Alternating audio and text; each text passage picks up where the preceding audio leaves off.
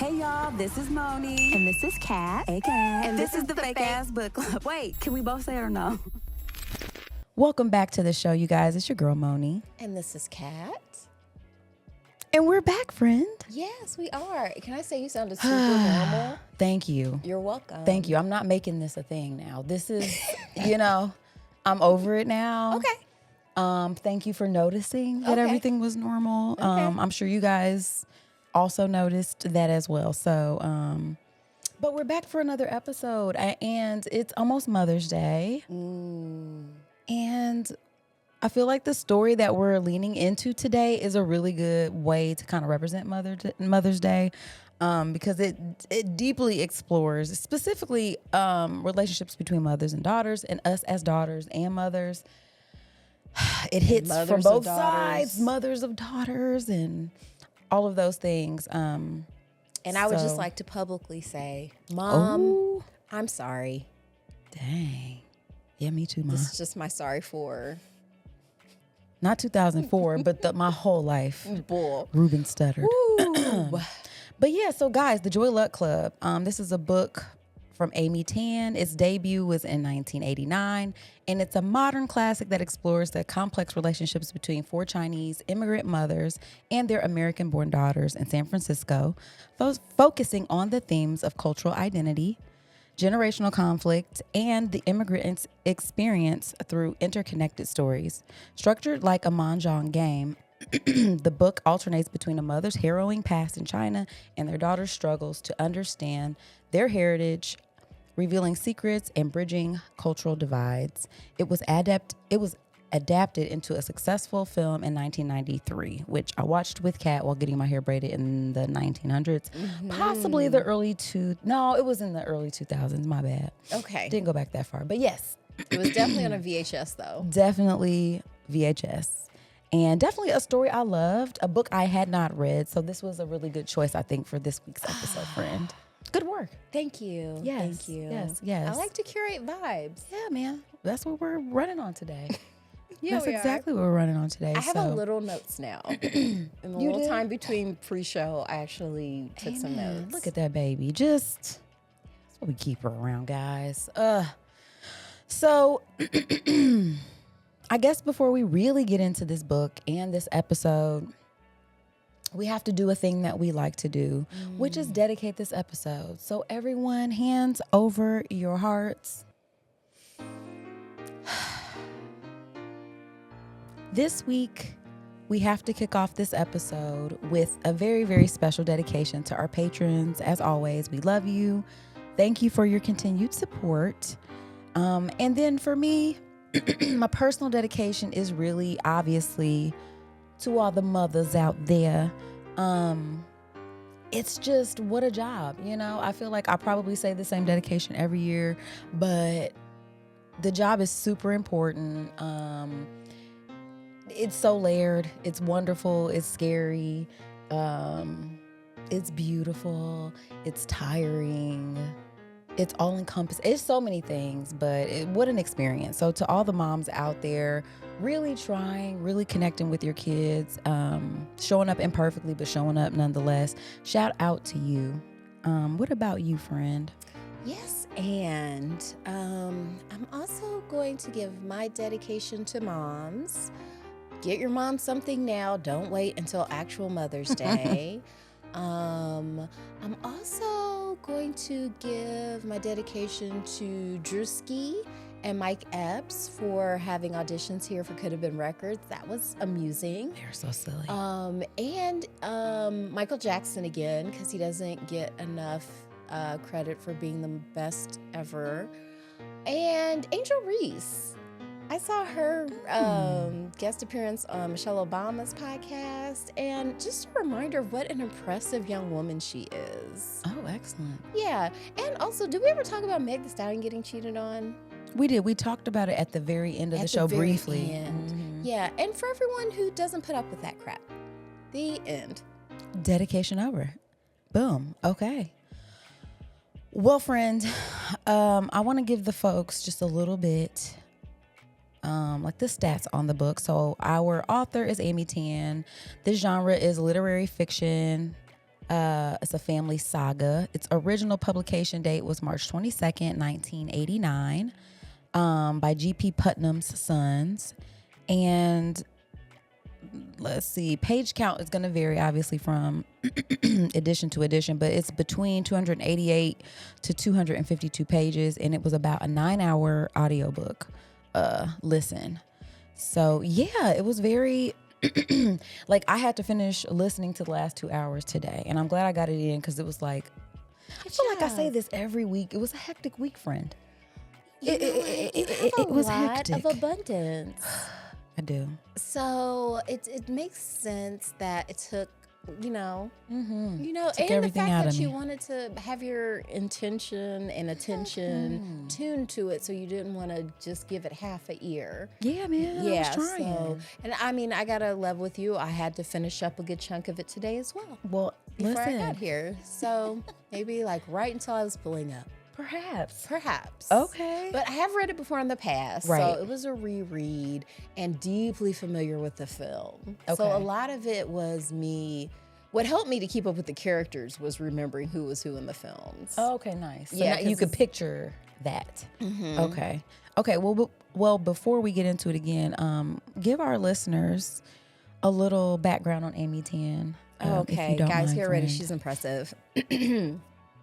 Amy Ruth Tan is an American author known for her novels, children's books, and memoir, which often explore themes of family, memory, and cultural conflict. Her work is characterized by intimate details of her first-generation American experience and the complexities of being both separate from and part of Chinese culture. Tan's 1998 novel, The Joy Luck Club, became an instant bestseller and was adapted into a successful 1993 film. She was born in 1952 in Oakland, California. She's been married since 1974. She went to Linfield University and Marion A. Peterson Middle School. She's in the music group Rock Bottom Remainders, and her parents were Daisy Lee and John Tan. I mean, the Baye. Yeah, we get a My lot goodness. of. They must have good writer juice. This is crazy. It's like, okay, all right. Yeah. Oh my goodness. I know we'll have to do the numbers one day on where like all of our authors are from, but Oh I my feel like a goodness. disproportionate number have been from They've been from the West Bay Coast, Area man, yeah. specifically. Dang, that's Yeah. crazy. Because where was Tommy? Tommy Orange, the yeah, Bay. The Bay. Yeah. Absolutely. And so the style of this book sort of reminded me of Homegoing too, because you have the intergenerational stories. It doesn't go as far back, but definitely like they have it set up as a mahjong game because there's four different players and stuff, and so you'll get like one of the mom's stories with that daughter, and then there's like I don't know if you want to call it a theme. I don't know if it's based on anything particular, but like if it's the two faces or something, and then like during the story, that particular thing that they say at the beginning of the chapter sort of unfolds in a certain way, and so it's poetic in that way to me. It's really lovely. But yeah, it was just it's chunked full of I don't know, like I feel like it's relatable because I think people have I think being a parent is already hard, and then like being a daughter and a mom of a daughter is hard, but also being a daughter can be hard too because there's just all these unspoken, sometimes spoken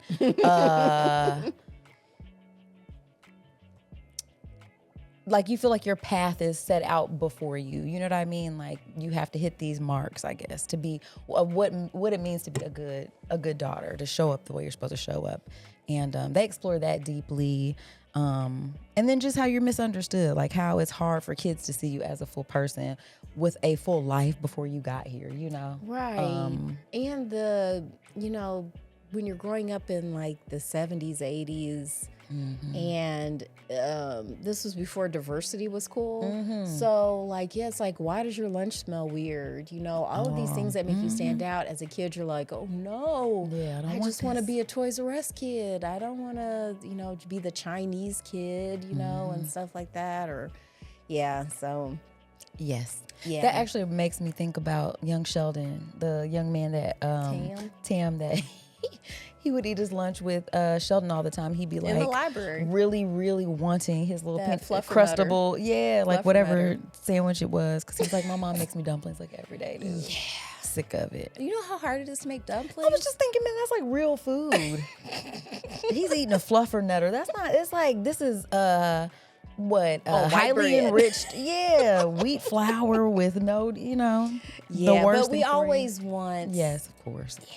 So, so like homegoing, and also I guess like they're there, like it could be easy to get lost with all of the different characters because there's so many. Mm-hmm. And so again, like it's sort of structured into 4 parts, each with 4 interconnected stories. There's 16 chapters, and you have, so it follows 4 mothers. So you have Su Yan Wu, Anne May Su, Lindo Zhang, and Ying Ying St. Clair. And then you have their daughters, Jing Mei, who is June Wu, Rose Su, Jordan, Waverly Zhang, and Lena St. Clair. Yeah. And so you will hear those stories kind of like interspersed. Interspersed. In because between. Su Yin was June's mom. Mm-hmm. Ame was Rose's mom. Lindo was Waverly's mom, and Ying Ying was Lena's mom. Yes. In that and order. She's like, I have so little spirit. Yeah. So, but I feel like the main character was June. I feel like that's at least in the movie, June was the main character. Like, is that who we start off with too? Mm-hmm. Yeah. Yeah, Su Yin and them. So, because that's the, where do you even start? I mean, the whole thing is about she's taking her mom's place because her mama just died. That's where the book starts off. It does. Su Yin had just died, and her husband's like, man, she just had a really bad thought, and I think it killed her. And it was like, whoa, there's so much, oh, man. And so, we come to find out during, like, the war. Do we even know what war? What were the Japanese doing in China? I feel like we don't even learn about that in school. It would have been nice to have a little bit of that. I mean, I know how, like, maybe if you're writing a novel, you don't necessarily want to have to do all the historical research to put it in there, though. But I think that is why I end up liking historical fiction, because I feel like I'm getting a real story about people, but in the backdrop, it's like, no, this actually happened, and you're getting real information about, like, a time period. So I can't say, but it was during some sort of Japanese occupation of China where, obviously there were some casualties. It had to be World War II if it was the Japanese. I'm not gonna acting up. I'm not gonna sign off on that. I don't know. Okay, I just said I don't know. Y'all tell me, okay? It sounds like it was around that time, and her husband was a politician, or he was someone in the military, right? A captain or something like that. So all of them, like, they were being targeted. So she's trying to get out of Dodge, and she's got twin girls.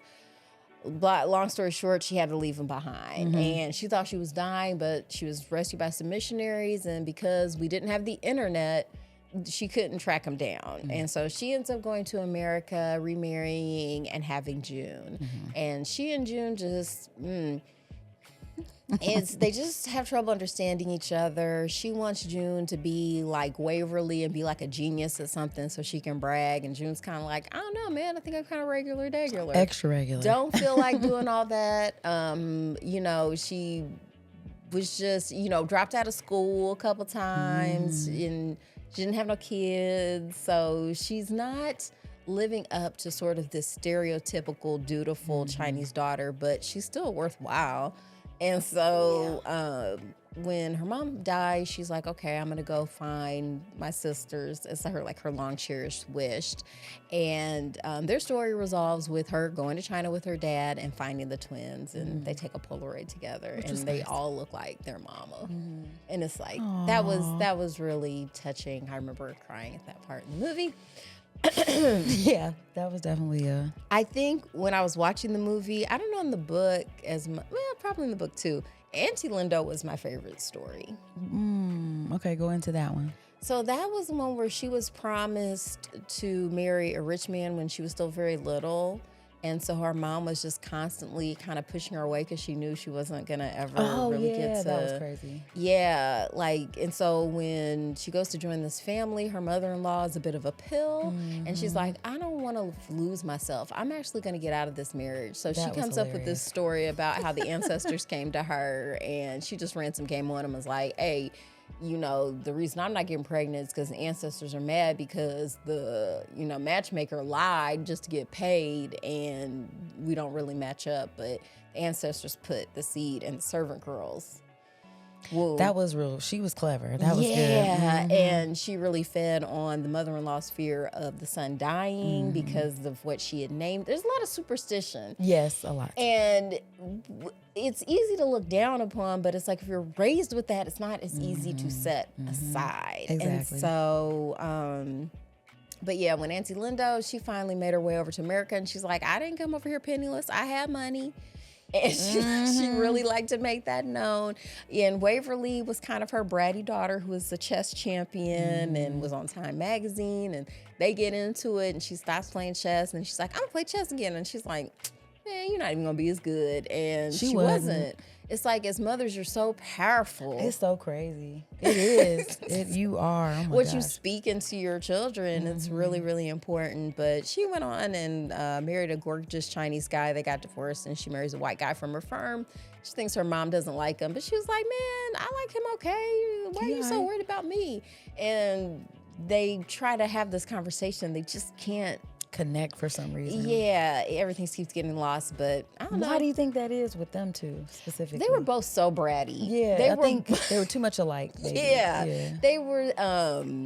Ooh. Yeah, because when you have brats, somebody's got to give. They're both very much used to getting their way, being indulged, being the top dog. She even said that I feel like she was like, man, I didn't beat you when you were younger enough. Yeah. Wait, what was I watching? Smacked you around a bit. I was watching Beef, also Asian property. Oh, that was with Ali Wong. They got another season. Oh, did they? So, but it's different, totally different characters this time. Okay, nice. But like, it's not an all Asian like last time, but one of them is half Korean, and he's like on the phone with his mom complaining about his girlfriend, and she was like, oh. She was like, you just want to please everybody all the time. She's like, it's my fault for beating you when you were little. I'm sorry. So me and Ian damned if you do, damned if you don't. We had to pause it. We were laughing so hard. That was really great. Wait, who was your favorite story? I don't know. I'm gonna be honest. I don't know. Okay. And then Lindo, this was the one that was saddest to me. Oh wait, no. Struggles with depression. No. Ying Ying, Auntie Ying Ying. That was the one that was saddest when she had killed her son over in China because her husband was so mean. In the movie, like, she drowned him, but in the book, it sounds like she just had a late-term abortion. Yeah. Okay. Yeah. I wanted to make sure I was reading that because she said back then she was like in China, it wasn't frowned upon. She was like, we got plenty of people. Don't even worry about it. She was like, it wasn't frowned upon at that time, but also too because I think her daughter didn't want to have kids, and she thought that she frowned upon. Like her mom frowned upon it. She was like, she doesn't think that I know about not wanting kids. You know what I mean? She was like, I have experienced that deeply. Yeah, girl. Because she didn't want to have. She hated her husband so much that she was like, the thought of good thing she giving birth to this child. In the movie, they divorced. Did they divorce in the book? I don't remember. I don't think this they is, did. Again, one of them stories where it's like it's just all swirling now. You know. It's all in the sauce. It's like, but yeah, he was basically financially abusive. Yes. But trying to make it sound like it's just being fair. It's like, nah, It was just real weird and stuff. And the mom was like, to the point where like on the refrigerator, they had a list of stuff that they had purchased and the amount that they spent.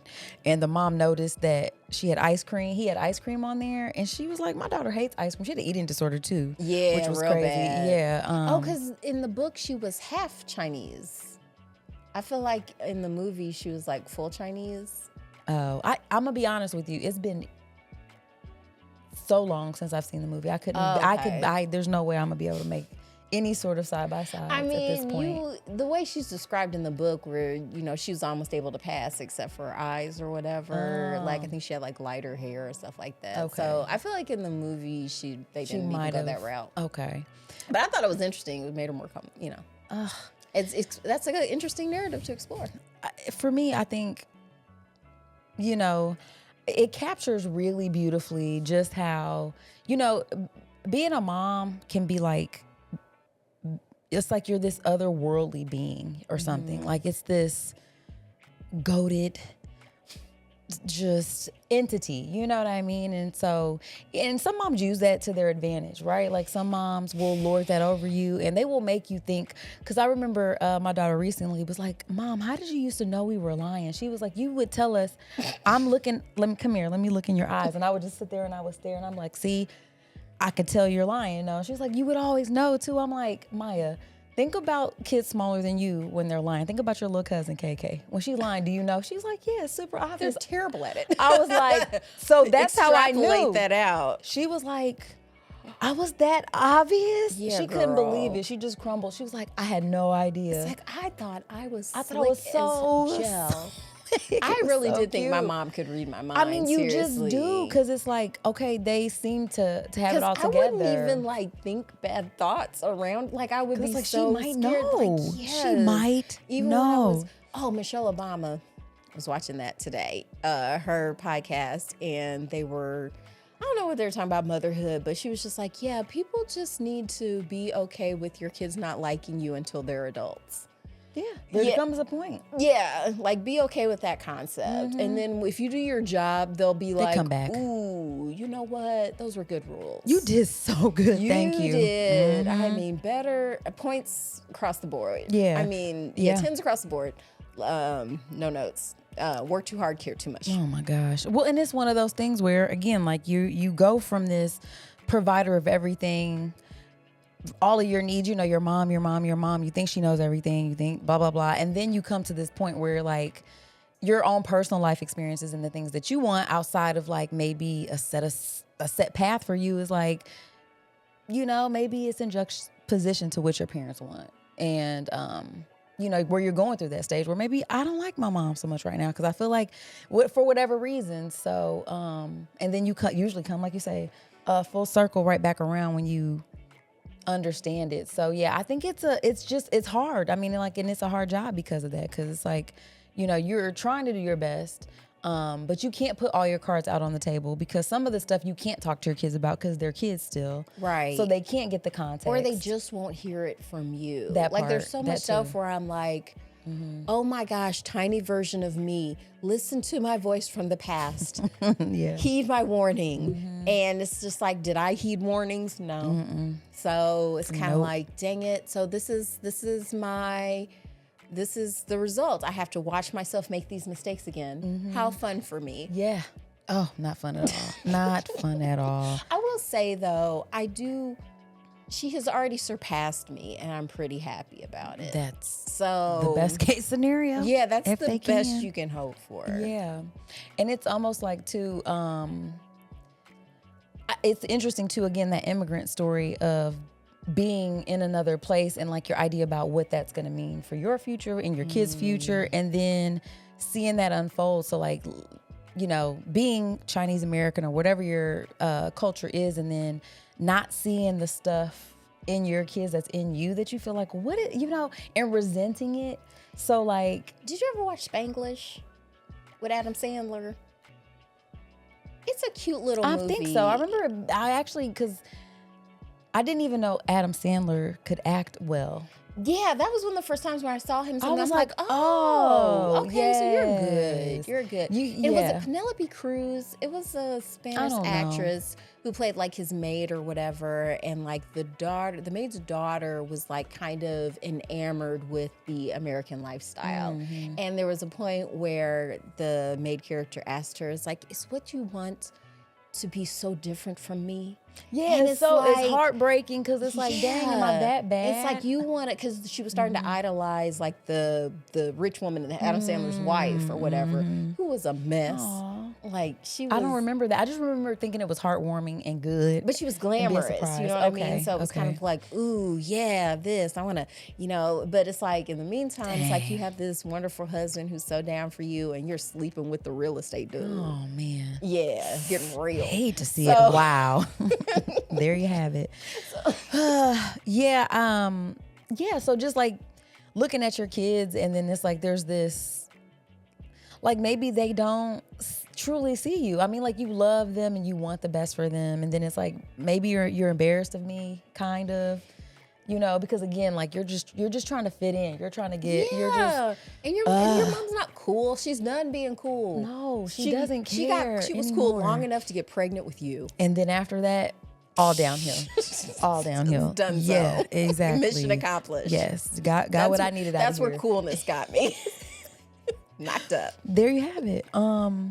Yeah, so it really did a good job of that, of just having that sort of like that dual, and it made me think about there, like how you can be, there is no there, you know, there is, your culture's inside of you, and you're going to experience and express it in different ways. And so, you know, the parents of those children who are looking at their kids like, you know, judgmentally, like they're super Americanized, and then you're looking at your, you know, your Chinese parent or your, you know, native parent, and like feeling embarrassed because they don't fit in, and it's like it's all part of the same thing. You know what I mean? Like, and do you have any of those feelings about your kids? Like they're not like necessarily in love with their background or anything? Because if anything, I feel like my daughter's like more into Black culture than I am. Not really. I guess the only thing I can kind of liken it to is like a socioeconomic sort of thing. You know, like I grew up in just a poor, like my kids feel like I'm just embarrassing in general, though. You know what I'm saying? Generally speaking, not as much for my son, definitely for my daughter, but it's like, you know, the house that I live in is so much nicer than the house I grew up in, to the point I was like, looking back, I mean, there was nothing wrong with our home. It was home to me, you know what I'm saying? Like, but I'm like, dang, our house was tiny. Like, I didn't even realize. Right. And I'm like, we have more than one bathroom. Everybody has their own room. What was one of the aunties said? She's like, we never knew I was poor growing up. My bowl was always full. Yeah, food all the time. You know, I was always like there was never this feeling of want. Exactly. So I think that's probably the biggest gulf in terms of just like our like privilege. It's privilege and stuff like that. You know what I mean? Because I was even thinking the rec team that my son is playing on right now is playing against his school, and he was so upset because by the time I signed up soccer's pretty popular, I guess, and so the two teams were already filled up, but he could get on a tab team, which is an iconic. Like if you live in Indianapolis, like most of the kids here apparently have been associated with Tabernacle Church or whatever, and they do this big sports thing. So I'm like, you're part of the history, you know, the history of Indy and all this. He's like, but I don't play for my school. And in my mind, I'm like, I totally would have been the tab kid though. Like I wouldn't have been playing for the private school team. You know what I mean? Like I feel like I resonate more with that. So I think sometimes that always is like, okay, they're a little bougie a little bit. Yeah. I feel like Chris things. Rock talks about that. Yeah. Where he was like, yeah, you have rich kids. It's like, you can't hit rich kids. But here's the thing though, but they're embarrassed of like, my daughter's like embarrassed of our house or something. But you're comparing it to some of the other kids. Okay, yeah. Because it's like, oh my gosh, you know, their house is like this or like that. So you're comparing it. So again, it's like it's like both things in a way. Both things. Yeah. Like stuck.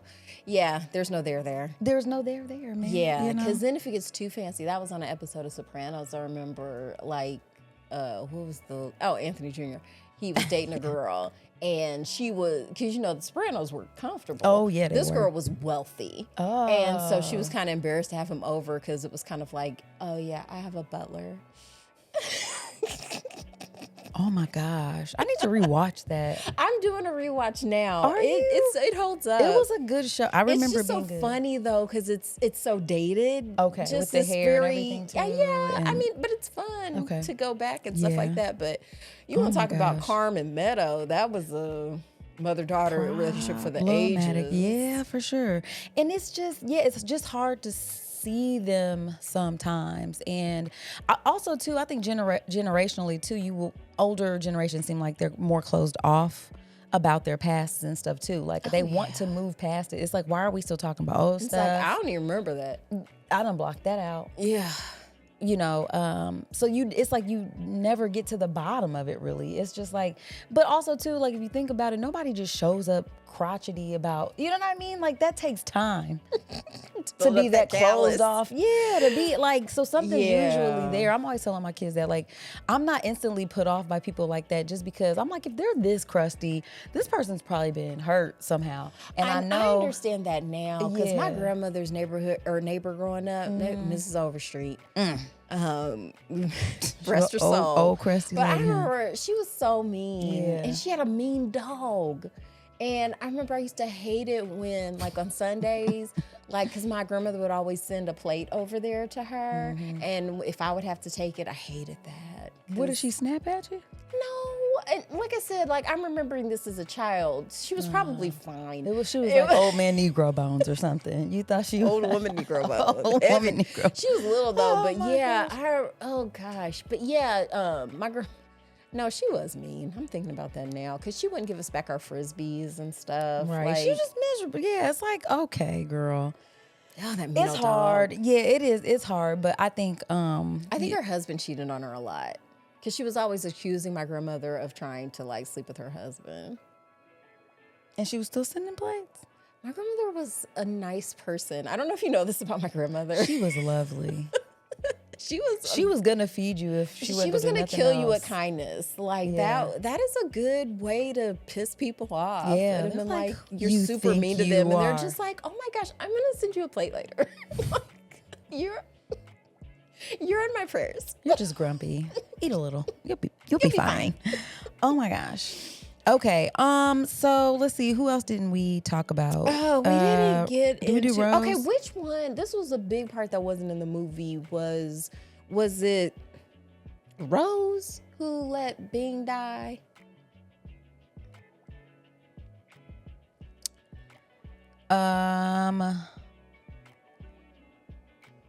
I don't know. Because that was the thing too. While listening to it, I forgot sometimes whose story I was listening to. I'm guessing it was Rose. They left that out when she was younger. She was supposed to be watching her brother at like the lake. Mind you, there was 9 of them there though. Yeah. There was a whole bunch of them there.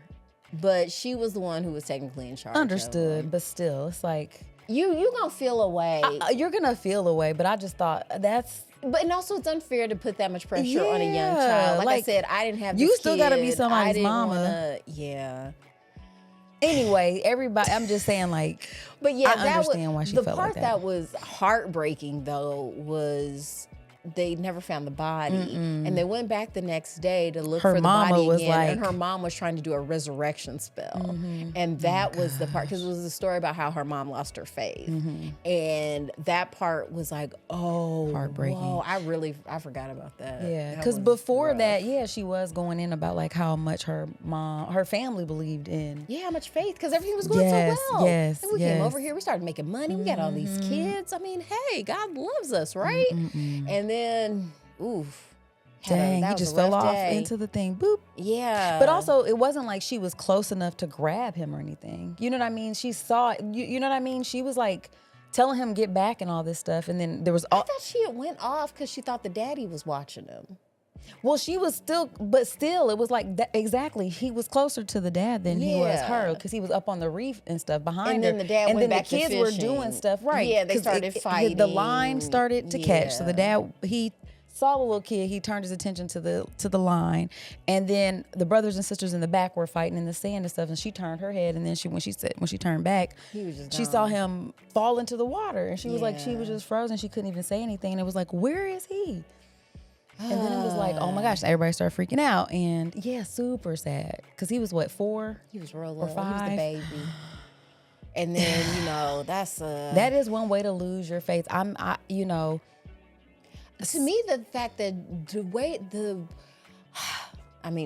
points to Amy Tan, golf clap for Amy Tan, the way she wrote out that prayer that she did, like when she went back the next day, like asking God for her son back. heart-wrenching. And believed it. Like, that's the thing. Like, that's to me is like, and then the daughter standing there being kind of like, Ma, that ain't gonna that's work. not going to work. And then can you say that to a person who just lost your... You can't say anything. There's nothing you can say. It's the cruelest. You should never have to experience that as a person. And especially something so quick and pointless. Like, that's my not even gosh. a... And everybody went through why it's their fault. You know, everybody was like, I shouldn't have been doing this. I shouldn't have been doing that. And it's just like, yeah, just losing a child, man. Like, as a parent, it's like, God, I can't even think of anything worse, really. And the That has fact to that, be- like, this was before we had better water safety rules, you know, because now it's been like, you can't get close to body water without a little safety vest Why or don't some you have floaties or something. Something.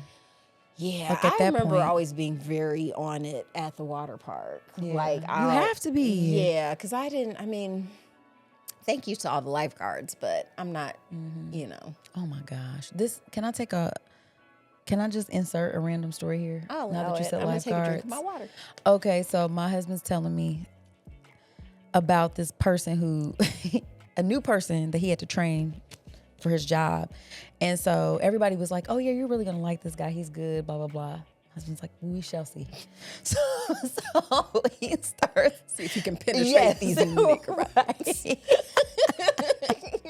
So he starts asking, he was like, I'm just asking questions about his previous jobs and stuff. Tell me about some of the work you've done. He was like, well, one time I signed up to be a lifeguard or whatever. And because this gentleman wants to be a professional boxer. He's in his 30s now, but he's working toward becoming a professional boxer.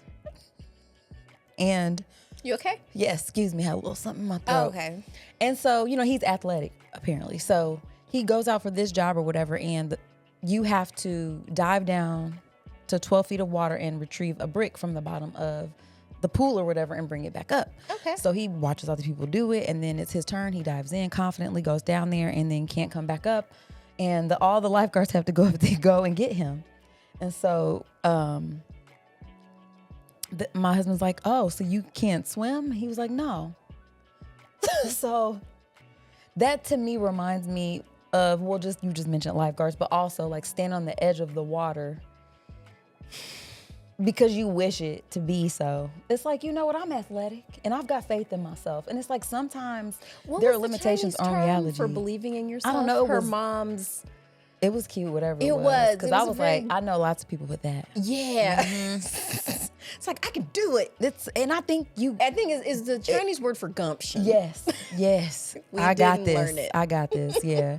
But that story cracked me up because I just thought, wow, You have to really. you know you can't swim. And you said, I believe I can though, because I want to be a boxer. You know, I can run fast a little bit and I punch hard, kind of. So, you know, there you have it. You know, I'm a big fan of delusional confidence. Oh my gosh. But not when it comes to stuff that you actually What's have your to, like, where detriment? you, like, I'm not gonna go into like, you know what? I could probably fix this electric panel. Like, like, why not?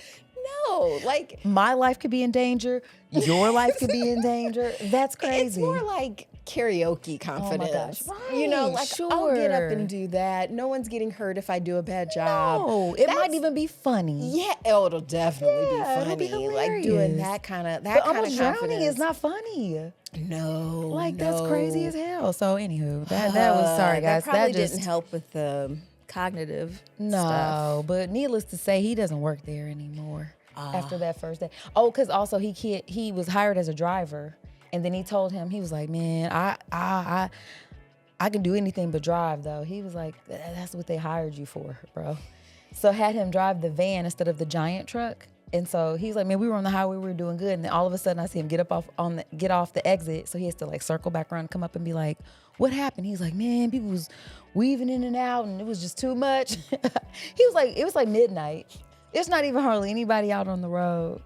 So he was just like, hey, man, you're just gonna have to go ahead and go home, bro. Like he Ubered to work though. So that was a signal. I'm just like, people are weird. Like what? What? Like have confidence in yourself, but also know your limitations. I would Don't like play to yourself. know what podcast he's listening to. You know what I mean? He's probably got one. He probably Because those are the does. kinds that have podcasts, I feel. It's like, guys, guess unfortunately. what? Listen to me. Yeah, it's like the guy who, anywho, just Anyway. yeah, just putting faith in situations that ain't gonna get you nowhere. But yeah, that is deeply painful. I mean, losing a child is a specific kind of trauma that I don't think anybody should. Speaking of losing a deal child, what about was it? We're gonna say it with confidence because you can't be. It was Auntie Ame, where her mother was the concubine to the rich man.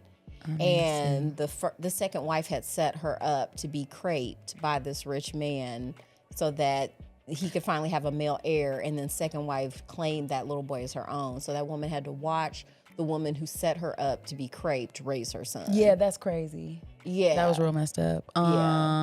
So that was Aunt May Rose was the daughter. Yeah. Okay, yeah. Yeah, and Aunt May she was talking about her own childhood and her mama and how she committed suicide at a certain calendar point so that it right would have before the maximum Chinese impact. New Year, Lunar New Year. Yeah, for because she was 2026. like, she's like, I'd rather kill my spirit so you could have a strong one. Oh my god. That was brutal. That was really, really bad. And her family disowned her because of that. Now, it wasn't even her fault. It wasn't. That was really, really sad. That is real, real crazy. Predatory stuff, man. I remember that part from the movie too, because she talks about the argument that happened the night her mom got kicked out, and some soup got spilled on her and caused like a really bad burn on her neck that left a scar, and just how during that fight in the movie, her mama was saying like, if you had any self-respect, you would kill yourself, and it was like.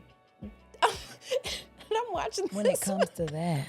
Like, because that movie come out like 94, so I'm like watching him like, 14, 15. It's like, and just like, oh, I don't know.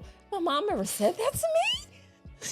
I mean, getting my little feelings hurt when she tells me like I did a bad job in the dishes.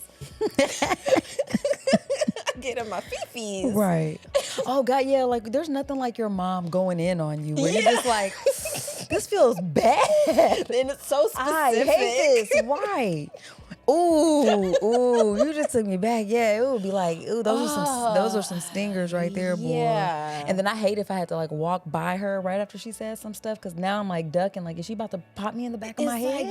It's like I just had to get told. Oh my goodness. Sometimes you listen, but the feeling of wanting to do that, I totally understand having kids now. Like how you're just like, my guy, what in the world? Like, what were you even thinking about? What was your plan? I've told you. Like, after this, like, how were you expecting to get away with this? Were you expecting me to get hit on the head with a coconut and just forget that I'd ever said anything to you about doing this or not doing this? And like, I wasn't gonna notice, or like now, like we're in bizarro world and this isn't an issue anymore. And it's just like homework, schmomework. Yeah. How many times, right, do you have to say it? So the level of frustration, it's like, I really don't think that your kids can send you to a level that nobody else can sometimes. Just like I think same thing, vice versa. We're in each other's lives. Yes, 100%, so it can go up really quickly. But yeah, that was a really heartbreaking story.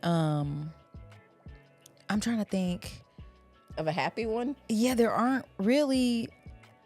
I mean, of course, the stories are layered with, I mean, it wasn't like their whole lives were tragic or anything like that. But I do think, you always do have to remember that usually the generation that came before you, just because they had a harder time, kind of like the one who was like, I don't know why Waverly thinks was it Waverly? Who looked at her mama and was like, she thought I just came here broke and all this kind of stuff. Yeah. Like she was like, I had stuff before I married her dad. Like it wasn't like, and to the point where even like, she was like, I made him wait like 4 months like a dog in front of my shop. Like Oh no, that was Auntie Ying Ying. Auntie Ying, okay. Yeah, who married the American man. The guy, but yeah, just how your kids see you. You know what I mean? Yeah. Like you just sum your mom up to being the lady that makes your sandwiches and lunches, and that's always saying something. Or like that she's not a player in the game. Yes. Because that was something too that I had to realize later on. I've been like, oh, actually she played the game very well.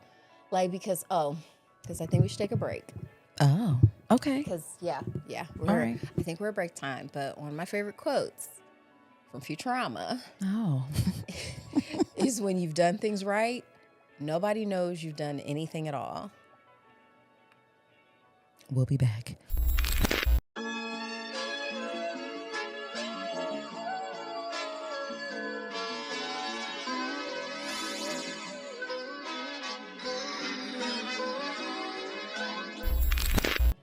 So we're back from the break, you guys. Yeah.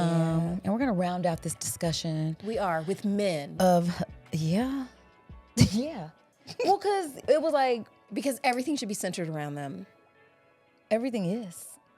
And should be. Pick me, Kat, pick me. stop. Don't do this. You don't want nobody clipping that and then taking that the wrong way. No, but Yeah. we didn't really speak about the We men in the didn't. book, and that was an interesting point. Though They were they were there. One of my favorite things about the audiobook was I don't even remember which character it was, but the white man voice. I'm pretty sure it was the Rich? guy. Was it the one that they were splitting the cost Oh, of that was everything? Harold.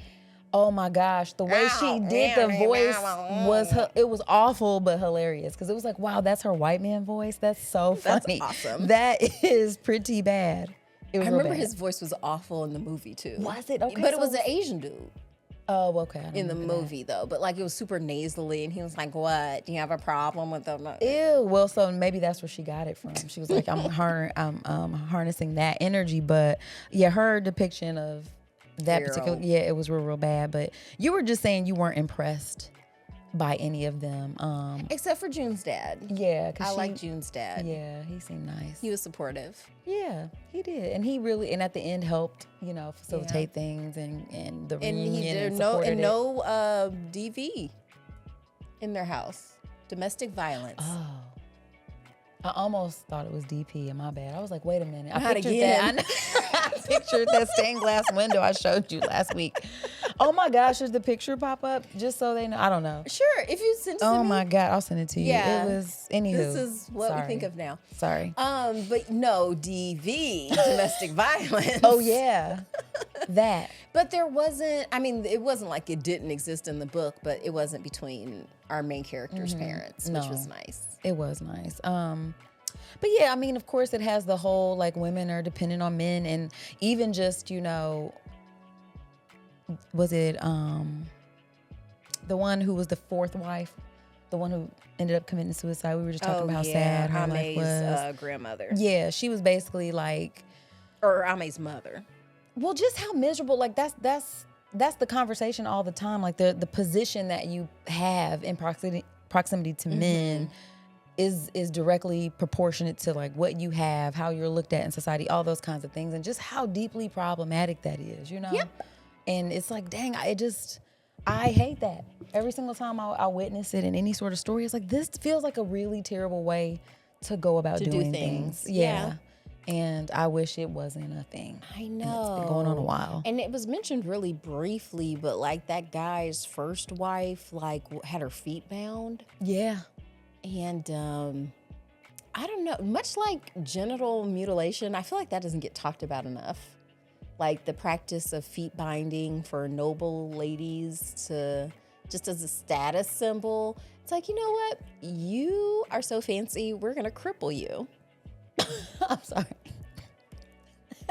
That was the whole thing. I'm not going to laugh. But being crippled is not fancy. That's crazy. Yes, it is, Oh because my you don't have to do gosh. anything. You get to You just lay up, can't. and you know what else you can't do? Run off. So yeah, I just got through talking about how I love to go on walks.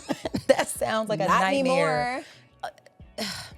Yeah, that did get briefly sort of washed over or whatever, but And then the second wife got her addicted to opium. To, Yeah. also Scandalous. weaken her. Man, Scandalous. this is why you It's that have to be careful how competition. you play the game. You know what I mean? Because and second thing too of like, you got to be careful when people are being nice to you, because you really have to think like, is this Why? a genuinely nice person? They exist, they're out there, but they're few and far between. It's like, or is this somebody who wants something out of what's me? your angle? Right. She was like, oh, you have to come over and play mahjong and have delicious food and have good conversation. She's like, okay, thank you, you friendly stranger. And then what? Now you fell for the okie doke, and now her husband's going to town on you. And then you doing the walk of shame, and your family is like, you revolting slut. And then it's like, hey, I just wanted to eat dumplings and play mahjong. They Oh my turned it into God. a Into ditty this, party. right? Oh my God. No, that's what it's called now. Yeah, it's just sad. It's Yeah. just sad. It was very disappointing. A lot of the even just down to even just like the marriages and stuff like that, and the idea of what marriage is versus what it turns out to be, and just like what you want. I guess it all does come back to self-actualization, which is a really, really powerful thing that most people should be, you should be trying for. That's what I'm always telling my kids, like the concept of knowing who you are, knowing what your hard boundaries are, not, like you say, asking, being able to, like, the discernment of, character. Yeah. People you're in relationship with. It's like, do I need this affirmation from this person, or am I good right now? Right. It's like, it's just because, something small like dumplings can lead to something crazy. You know what I mean? Like, or just looking away from a minute. Yeah. It's like, man, that changed your life forever. Like, but that's what the stakes are. Mm-hmm. Like, and like I said, you shouldn't put parenting stakes on your very young children. But, but like I said, like, this is it's a team sport too, though, at the same time. It's not an easy job, you guys, but, being a person is hard. And I think stories like this just illuminate the humanness of the position that we sometimes look at as mom, as this exalted figure who's all powerful, all perfect. No, it's just some lady who hunched her dad. Mm-hmm. Okay? Yeah. Or whoever, and it's like, most of the time I feel like they are doing their best, and then when it's your turn, if you have the opportunity to be a parent, just keep that in mind, like as you go forward as a parent. Amazing you're at gonna nail it. No you're not issues, gonna do anything no wrong. notes. Your kids are gonna think you're so cool. So cool. They're gonna love your house all the time.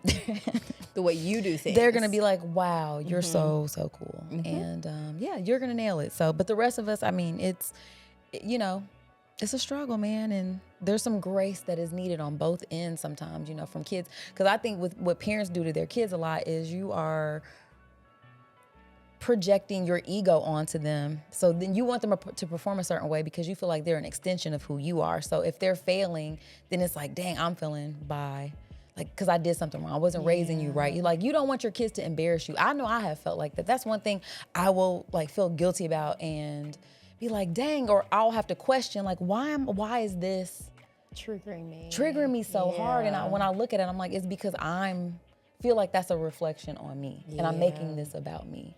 And so, like, and honestly, there's been a couple of disciplinary things. I remember one time on a field trip, my daughter was having a meltdown because it was an overnight field trip, and we had already discussed before we got there, you probably won't get linked up with your BFF to stay the night, because it was, so I'm like, please start mentally preparing yourself for that, And so when it happened and she figured out, like, okay, none of my friend group is in, of course that's crushing, you're whatever.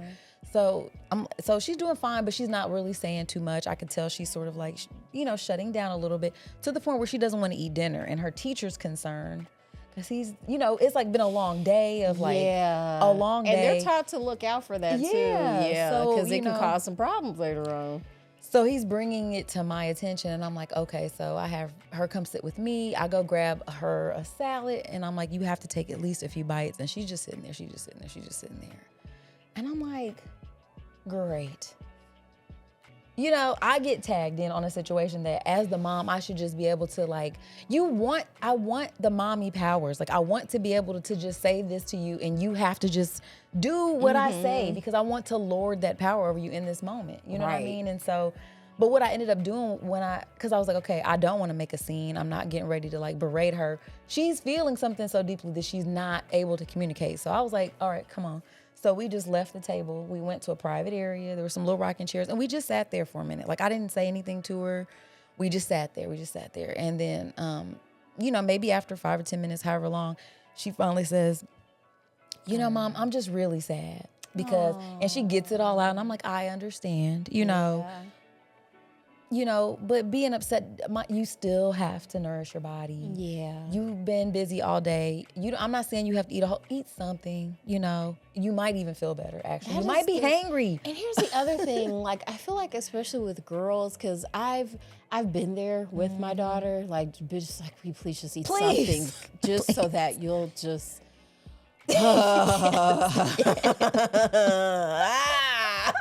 But never once have I had to beg my son to take a bite of No. anything. Like, if anything, I'd have Less to hide bites. stuff, or it's like, please save that for later, leaving notes, like, this is for this, please don't eat all the chicken in the house. I remember once I was in the drive-thru at Zaxby's, and my aunt had called me, and at the same, you've been there when you're, in the drive-thru, so the person you talk to, here's your drive-thru order. She was like, you just order him 20 pieces of chicken. It's like, yes. Yeah. I have to. Yeah. And she was just like, I want 20 pieces of chicken. Never.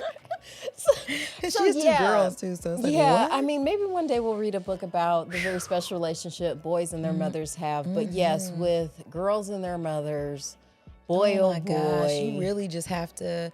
I mean, it's just me trying to extend the grace that, like, sometimes it's hard to.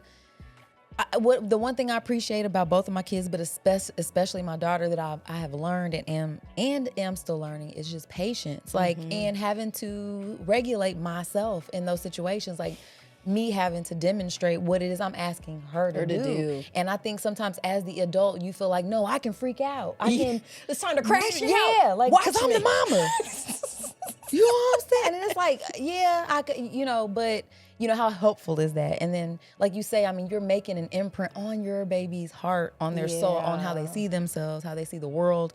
And so again, you're not going to always get it right. Like, even if they're not obeying you without question, you're still very powerful. Yes, you are. Remember that episode of the Miss Pat show when she had went off on her youngest daughter because her mama was haunting her and Denise, and she was saying like all the stuff her mama used to say to her. It was a very good episode of television. It was actually pretty deep. Yeah. But it's like, where she's like, I hated that about my mama. Why am I doing that? Why am I doing that? Yes, it doesn't feel good, but it's like, this is so familiar. It's so familiar. So like to being mindful of it, it's hard. It is. It doesn't mean they're gonna still have notes too, by the way, I'm sure. Big time. But hey. So are we gonna rate it? Well, let's rate the book. All right. I'm gonna start. Okay, go ahead. I'm gonna give this book 4.5 out of 5 jade pendants. See, I'm glad I had a backup item, because that was going to be my token. But I'm going to go ahead and give it a full 5 out of 5 swan feathers. Ooh. Yeah, because there was a metaphor or something about that. Okay. Excellent. You got to read the book to know. Yeah. Guys, okay? Get in there and do it.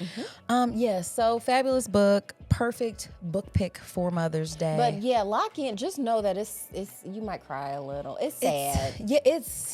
But there's a lot of joy. That's what I emotions. forgot to bring up. Yeah, we said it on the break. It's like, why do we always do that. Yeah, there was you still a lot of hush? joy. God, no, I'm just kidding. Joy. And in their luck, because there's never a perfect time to like, oh, now I can experience joy. It's like, no, you have to do joy. You like realize how you're lucky and then find joy in And that. snatch Because it even up, in the man. bad times, it's like, well, you got to do it, man. Yeah. You got to do it. You got to find it. and we're still here. I love it. We are still here, friends. And we're going to go ahead and spin the wheel because we have another episode coming up. So spin it. Oh my gosh, friend. Okay, so I saw this and I thought of you and I said, we got to do this. So this is a Hulu docuseries, 4-part docuseries called The Cult of Nature Boy. Are you familiar? I'm not, but I love learning about I know cults. you do. Look at your Cults- stupid hands. Cults are one of the most interesting things that humans do. And so regularly, like all around the So world, regularly. like if you go to China, you'll find some Cults. cults. Come to America, we'll do a cult. Go to Brazil, they got cults. Cults, we got cults at this weird planet. Wow, that was a great song. Thank friend. you. Yes. It used to be, that was the Ted Aquamarine jingle. Oh, yeah. Boats, we got boats. Ted's Aquamarine. Don't know what you're talking about. That might have been regional I have no idea what's growing happening. up. Yeah. Let me know in the comments if you guys remember Ted Aquamarine. I barely remember what happened last week, friend. But no, I'm excited. You were singing a song earlier. What were you Old singing? Yeller. Old Yeller. Oh, that old song. Everyone knows that. Now that's a classic. That old. I'm sorry. I'm sorry. Oh my gosh. Okay, Seriously, so guys. for real, we're gonna be watching that about a cult. I'm so excited. What's crazy is that when somebody was like, "Oh, have you heard about this?" I'm like, "No," and then I was like, "Wait a minute." Peripherally, I had heard part of it, so I was like, "Oh, okay." I was so kind of familiar, but yeah, I'm excited to get into it. Should be interesting. All right. And it's with our melanated friends too, so that's gonna be fun. Ooh. Yeah. Yes. So you guys are in for a dig treat. into a lot of black cults. I knew. So, Listen, I was like, she's gonna yeah. be geeked up about this. They usually don't let us get that far. Man, hey, he got pretty far. He got pretty far. So we're gonna dig into that next week. In the meantime, guys, love your mommy, love yourself, find things that you love what you do. Because your body belongs to you. Because of your mom. She made your whole body. She basically built it up in her uterus for you. So yeah, don't abuse it. Be nice to it, and use it to come back here next week. So peace. Before we go, we must give thanks to Urban Nerd for providing our music, and legal services were handled by Trezene M. Atkins. If you like what you heard, please feel free to join us every Wednesday for another fake-ass book club. Cheers. Thank you guys for listening. You can check us out at thefabpodcast.com. Please subscribe, rate, and review our podcast wherever you're listening right now. We want to hear from you. Come put it in our life. Thanks again, and until next time, peace, love, and the Fake Ass Book Club. We out. That's what we're gonna do. Learn about Nature Boy. Would you consider, I don't know, like, I know you've got a busy schedule. Michael, it seems to be making an impact with the culture. Who's Michael? Michael Jackson. Oh. His movie that's out. Oh, it's yeah. called Michael. Oh, my God. Shut your stupid mouth. Oh, my God. My son, he saw it once, and he wants me to go and see it with him. And my daughter also just wants to go see it. And when all her friends have seen it. Oh, so she hasn't seen it. Mm-mm. I'm pretty sure, was that today or yesterday? This morning, my son was like, I can moonwalk now. I was like, straight up. Well, you're doing great. Thank you. I feel like I need to blow my nose or something, maybe. Can you hand me that paper towel over there? Yeah, did you see Drewski when he came here? Yes, girl. I I finally saw that watched right that. after you left, literally that evening. I was like, what? We didn't even get to say. He and Mike He and the Eeps. Eepster. Were- they They were a great team. They're They're very, so very crazy. silly, very ghetto, very shady. Oh, my God. We had so many white rappers. Oh, my God. It was embarrassing. Even. And I like watched other versions of the show in other cities. The white just didn't see that. No, They I was didn't just come like, out. Indiana. weird. If right. Or Here of all places seems. yeah, man. Yeah, that I didn't was- watch all of. I might have seen like the first 20 minutes. Oh, okay. So you only saw like what 3 white rappers? Oh, yeah, probably exactly 3. There I were can picture more. 2. There were exactly. more. No, I can picture 3, and they were all bad.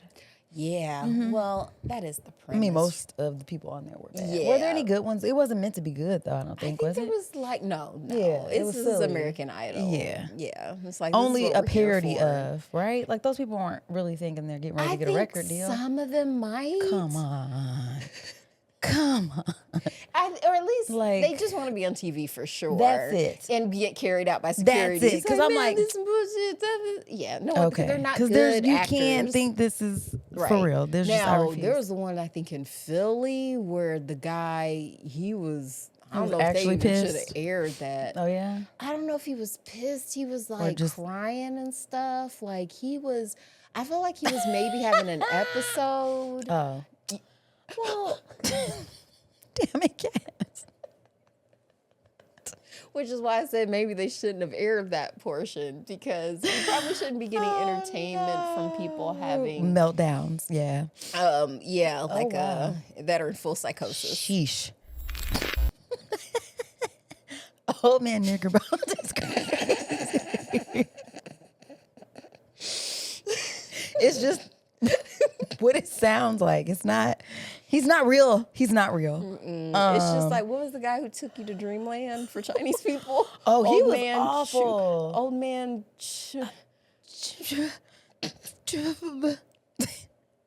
The door was open. She was sliding in there. Let me ask. What was the name of the Chinese dream guy?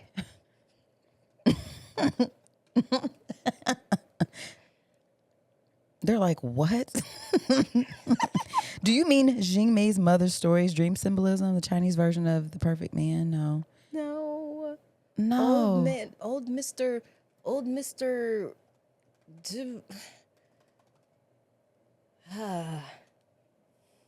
Old Mr. Old Mr. Chow? Is that it? Old Mr. Chow? Yeah. I think that is it. Old Mr. Chow. I was overthinking it. Old Mr. Chow. Yeah, that was him. And Old Man Niggerbones. He was both of those Adventures Yahoo. of. Ooh. Old Mr. Chow and Old Man Niggerbones. Ooh, the illustrations are lovely on Just that. They're not alone. racist at all. At all. Not even a little bit. It is culturally sensitive. Sensitive for sure and timely. Okay, I think.